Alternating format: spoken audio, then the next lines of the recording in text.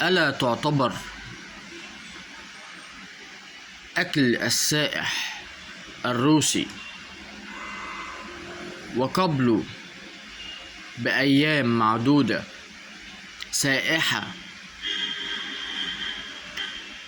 تم التهام رجلها أيضا بالبحر الأحمر وأيضا الغردقة؟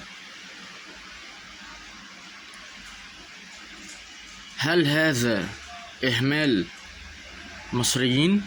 نعم، إهمال الحكومة المصرية. هذه جريمة تعاقب عليها الحكومة المصرية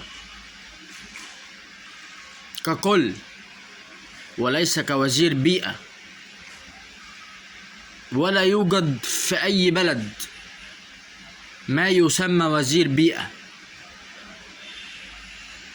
ده اختراع مصري.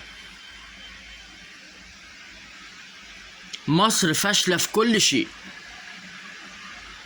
حتى الاهتمام بالسائحين فاشلة فيه.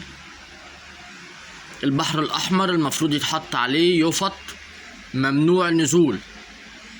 سمك القرش على الشاطئ أو قرب الشاطئ ممنوع النزول.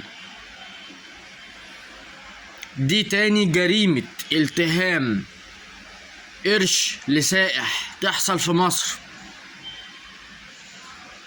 والقرش ده موجود بفعل فاعل ومحدش بيتكلم.